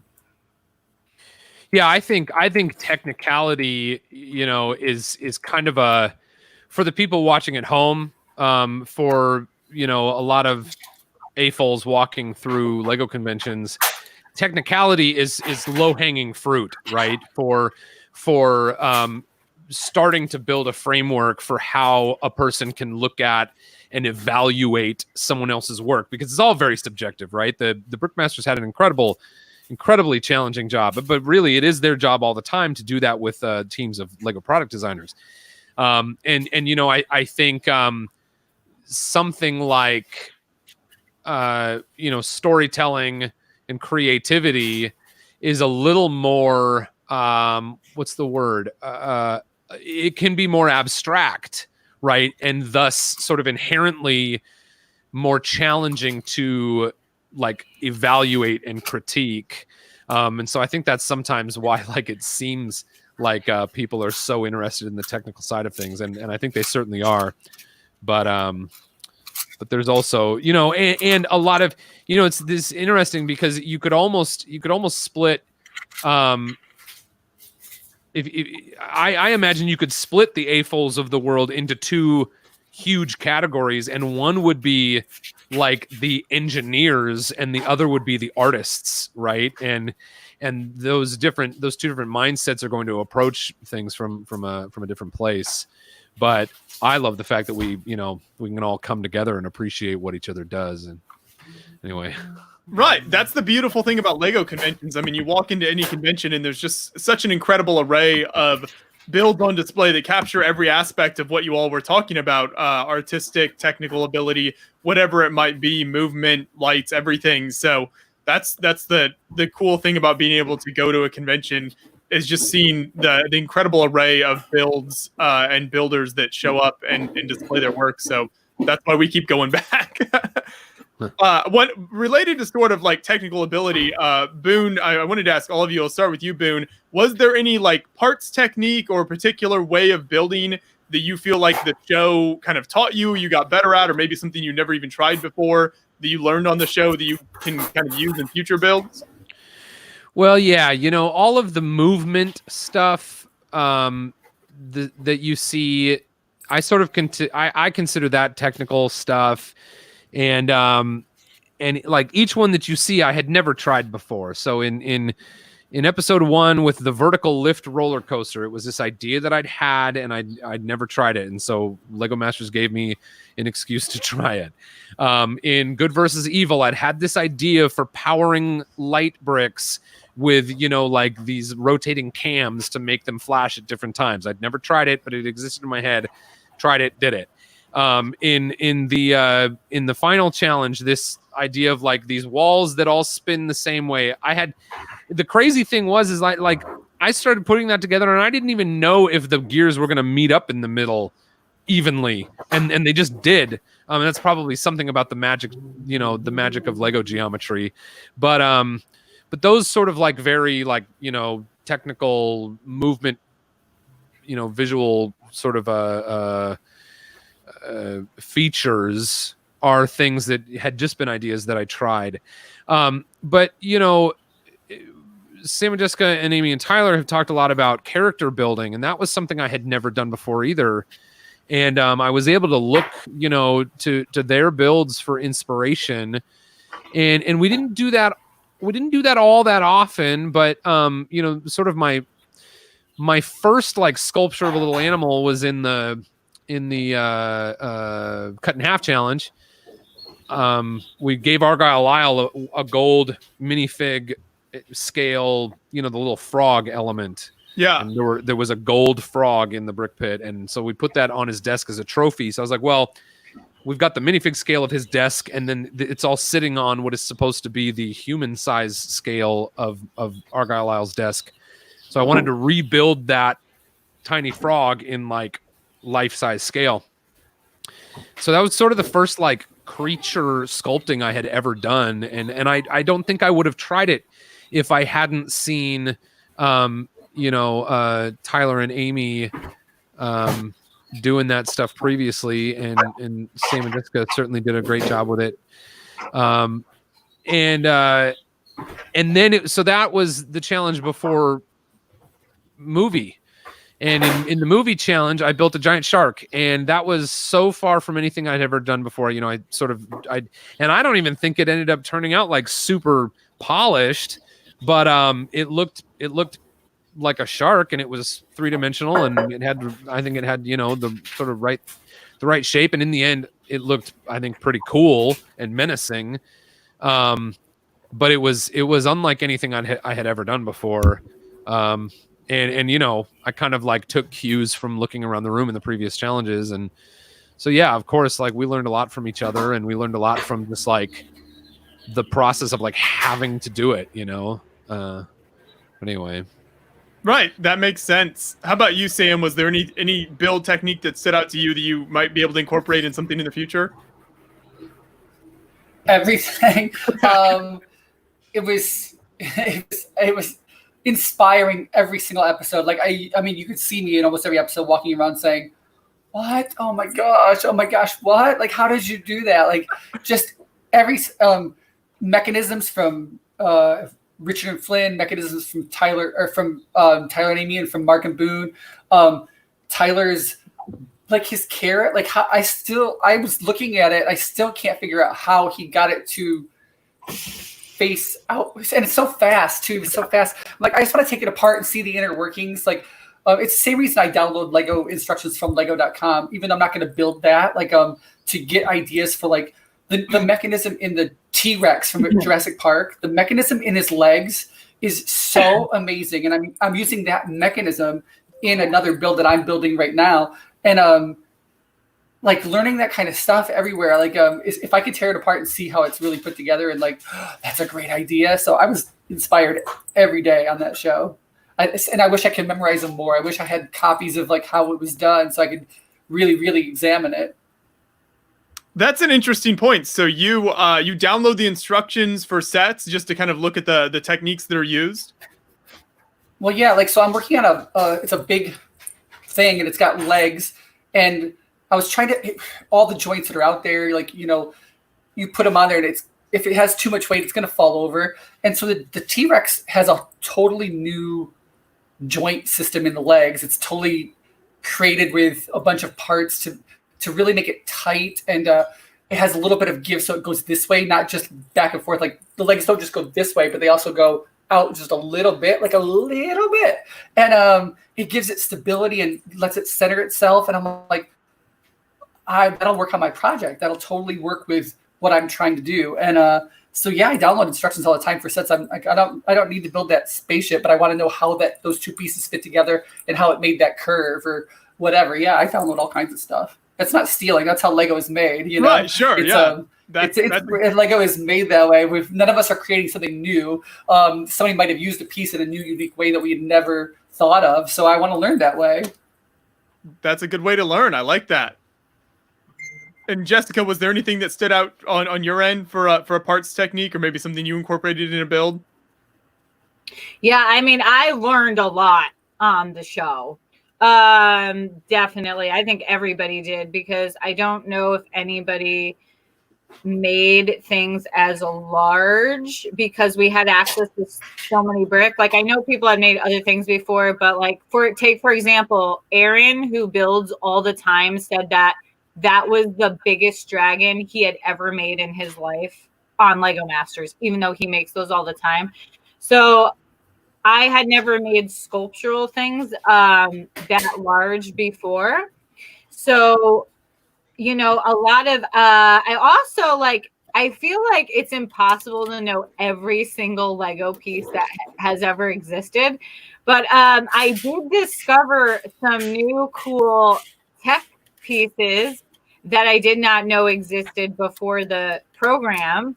And I will be incorporating those and using those into some of my art pieces. Because right now I do a lot of structural stuff on canvas, because it's more convenient for the client, because clients usually have a lot of wall space, but not everyone has space for like a big sculpture. But that being said, I am going to start doing some sculptural stuff as well. And I'm going to be using some of those different techniques and pieces that I discovered on the show. I was like, what is this? Oh my gosh, this does this? Like, I didn't even know this existed in the Lego world. There were a couple of little pieces like that in the tech section that I think could come in really handy for structural integrity. So yeah, I definitely learned a lot about the tech parts, in the technical parts in specific. Because a lot of my artwork doesn't use tech pieces. I use a lot of free brick. I'm a free brick builder, and I use free brick, but I had never used a lot of those little tech parts before the show.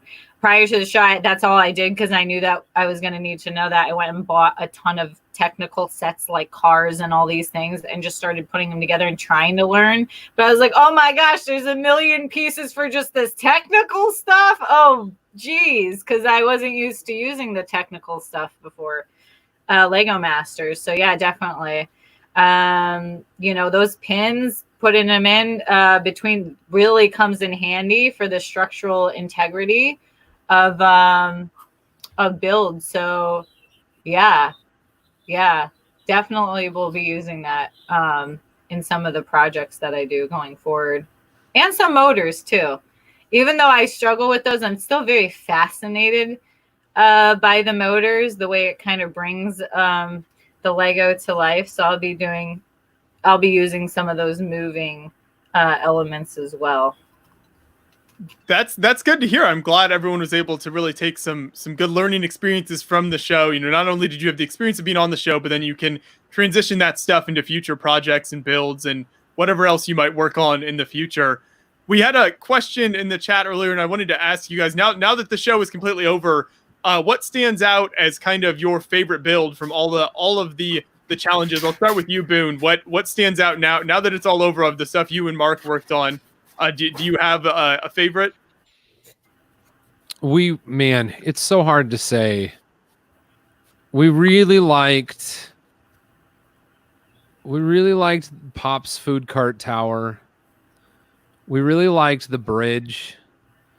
We really enjoyed Good versus Evil when we worked with Sam and Jessica.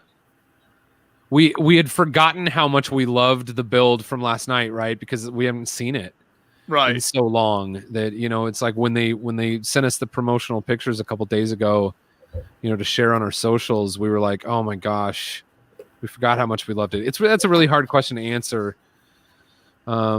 Maybe now, you know, all along we've been answering only from the episodes that have happened, but now they've all happened. So maybe now I'll say that maybe Artopia was our favorite or my favorite. Yeah. Was that the question? It was about our own, right? Yeah. Or do you want me to say my favorite of someone else's? Yeah, we're all going to say the finale build. I mean, I know that's what I'm going to say. I don't know about Sam, but I assume the finale. All our favorites is the finale build. For our own builds, yes, it was the Peacock. For anybody on the whole show, favorite build, like it was the Brickmasters had told them to go bigger, and they listened to that. But Aaron and Christian's scuba helmet was just beautiful to me, and it had so many different movements. I was in love with it as soon as I saw it, but it was only like the size of a head, so it was very, very small. And the Brickmasters had come over like, really push yourself to go big, as you can just explode it out of there, and they didn't follow that feedback, and so wasn't in the top two. But I really loved that build. Yeah, that's amazing. There were so many. I'm sure as you were working on your own builds, you would look around and just see all the incredible stuff that the other contestants were working on, and it would stand out to you. No, not as we were doing it. It was always at the end, because I was looking at mine during the time we were building it. I sometimes would I didn't even know what they built. I'd never noticed. I was working on mine so intently, and then when they pushed us out of the room after we finished building, I was like, oh, what is that? Oh my gosh, look at that. Oh, what? I think of it earlier. That makes sense. Another thing that I wanted to ask you all about, and I know we've got just a few minutes left with you all before you have to head out, so we'll finish up here soon. But thank you once again, everyone who's joined us on the stream. But now that the show's been going for about 10 weeks now, so there's been a lot of time to have interactions with fans. So what have been some of your favorite interactions you've had, either in person, maybe when you were at Bricks Cascade or somewhere during the earlier episodes, or now online with people? Is there anything that's kind of stood out to you? The one I always talk about is, there's two, and they were both at Bricks Cascade. And so many of us were together during that time. One was a dad who said, "This Lego Masters is like I've got a wife and 3 kids between the ages of 8 and 14, and this is the first TV show that we have all loved to sit down and watch together." And so that was really meaningful to me, you know, that this really can appeal to young kids. It can appeal to older kids. It can appeal to adults. And it's because we're trying to get at something that's universal, right? This sort of desire to take something from within ourselves and bring it into the world and share it. Right. And, that pursuit of creativity. I think that's what so many of us are about that were on the show. So that means a lot.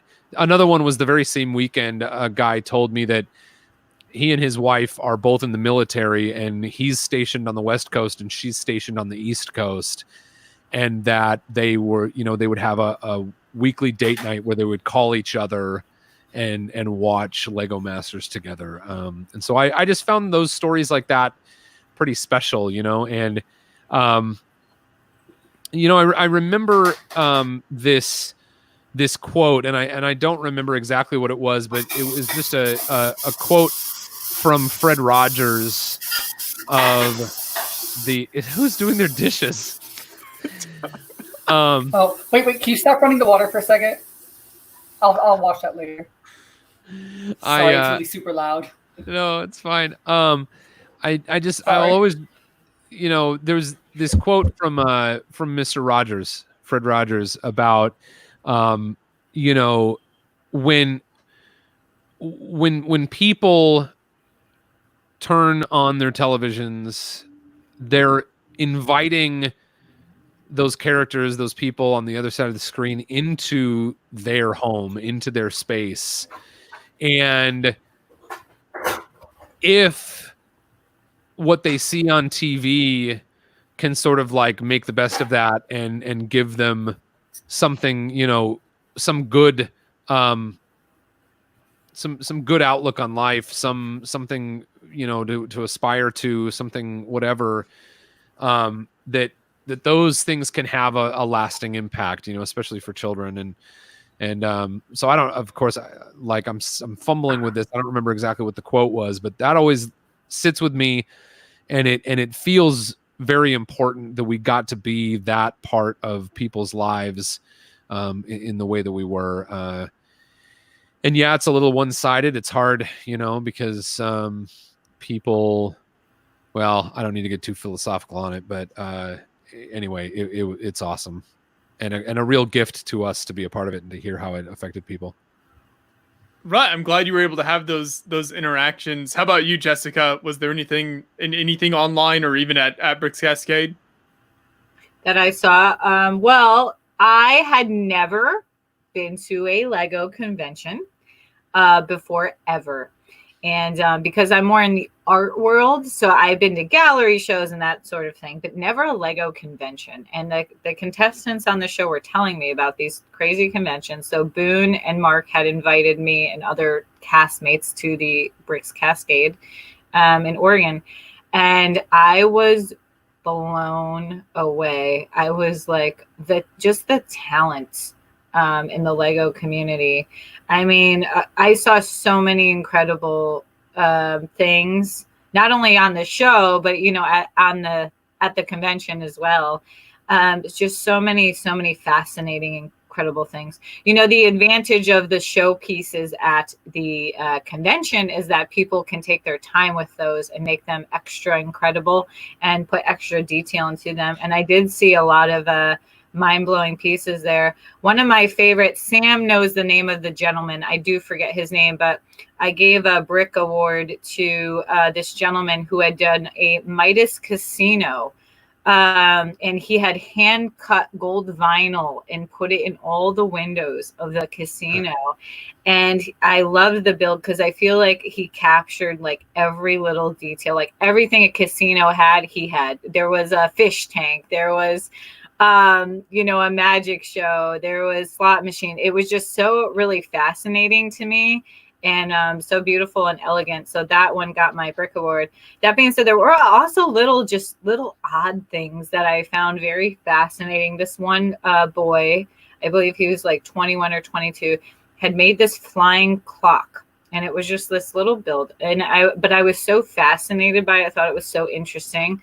The name of it was Time Flies. And then Samuel and I also gave an award to the same person. She had made, Sam would know the name of the character from Coraline, out of these really extravagant pieces out of Lego. And it was just so great. And I just saw so many things. It really blew my mind because that was my first convention that I had ever gone to. And I see, the wealth of the talents, in the Lego community.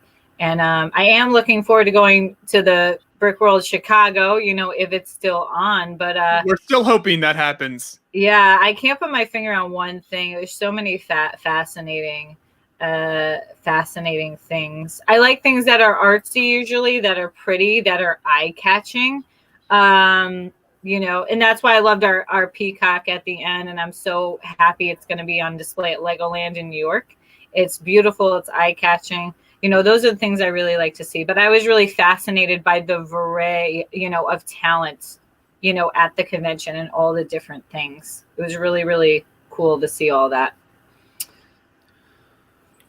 Mm-hmm. Yeah, I'm glad you had a good first experience at your first con.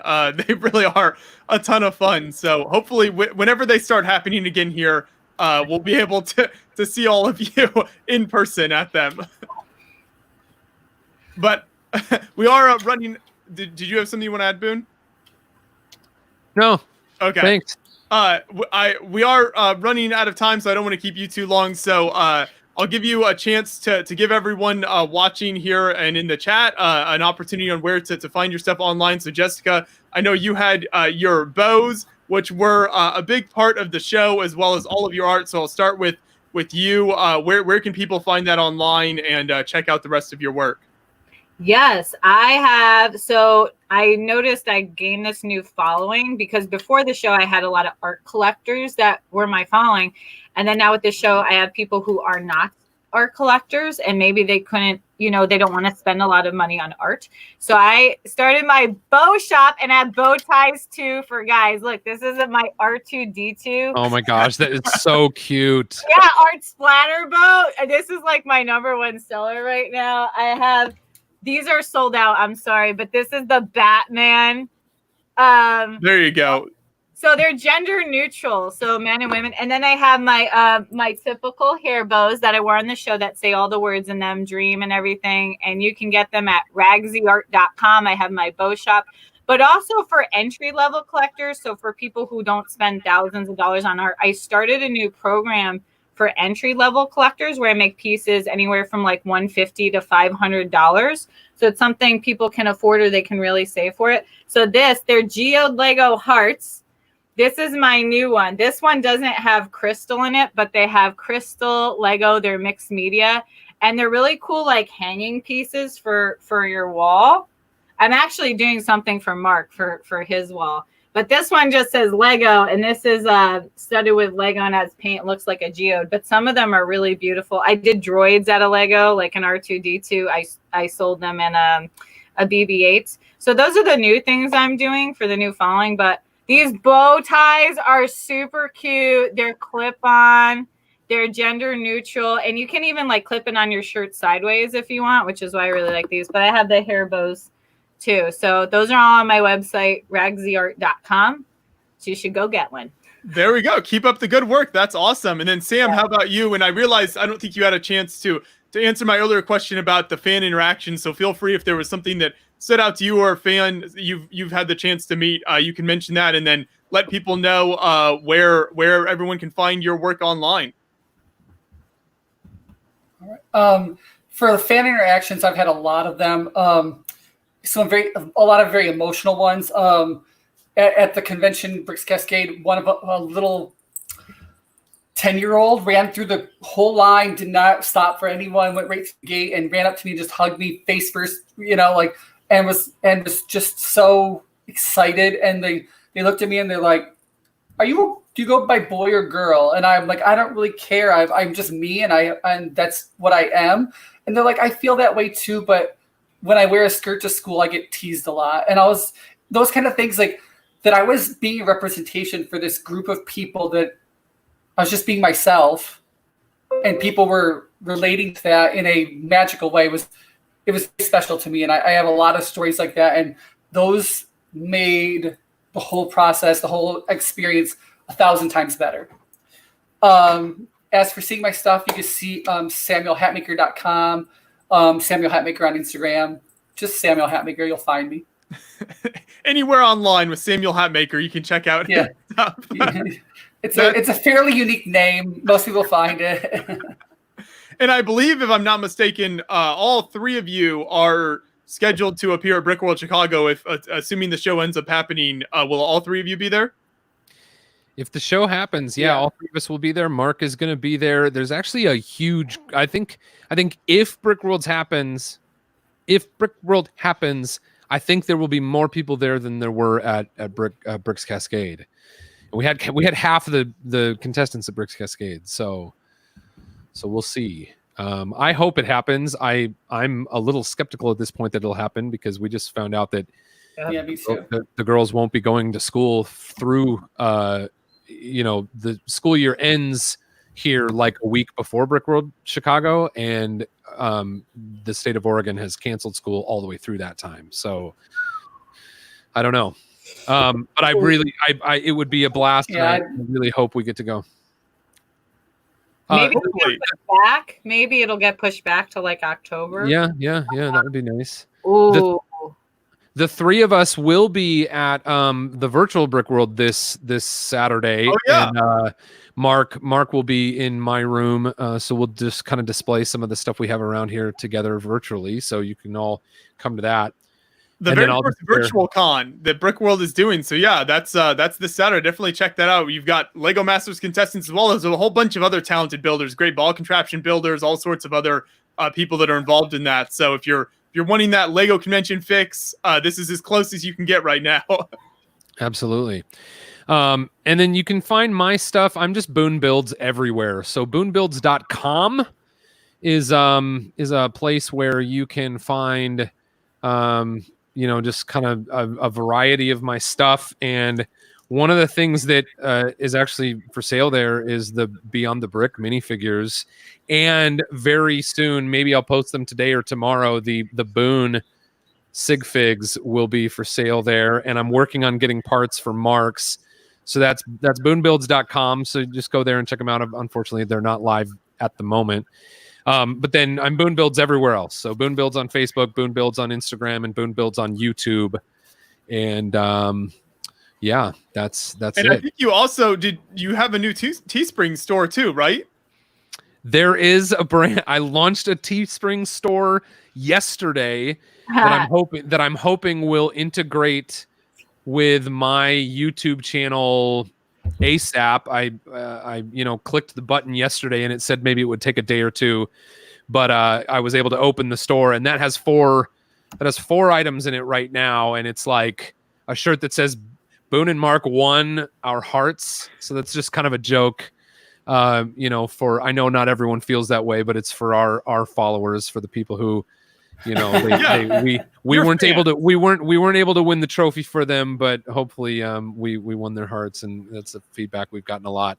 And then there's a Boone sig fig shirt, a Mark sig fig shirt, and then a Bearded Builders shirt that is sort of like the brick built lettering style, similar to like the Lego Movie posters and the Lego Masters logo. It's not the same. But hey, look at that. Yeah. So there you go. So you can get that stuff, and it'd be really great. It'd be really great if I had like a really fancy link to that for you. And I suppose well, I could probably give it to you. It's like Teespring. What is it? Teespring.com/Boone and Mark. Nope. Yeah, that's it. Awesome. Teespring.com/Boone and Mark. That's fairly easy. Oh, no, that didn't get me there. That just showed me Boone and Mark store. Boone and Mark. Darn it. This is really bad. It hadn't occurred to me that like I would need to say out loud because I just, copied and pasted the links. So anyway, sorry about that. Watch out for that. You'll be able to find it. You'll be able to find a link on boonebuilds.com very shortly to those t-shirts. And of course, if you follow me anywhere else, you'll find those things. Sounds good. Yeah, I'm excited you were able to. I have t-shirts on my site too. Okay, there you go. Yeah, so you can check out all of the merchandise options available, and check out all of the incredible stuff that all of the contestants have been working on and continue to work on now that the show is over, because certainly, you just saw an example of what they can do on Lego Masters, and I would definitely encourage you to follow each of them online. Once conventions start back up, if you can see their work at a convention, it's well worth it. So I think it's really incredible stuff. So thank you, all three of you, for joining me today. I really appreciate it.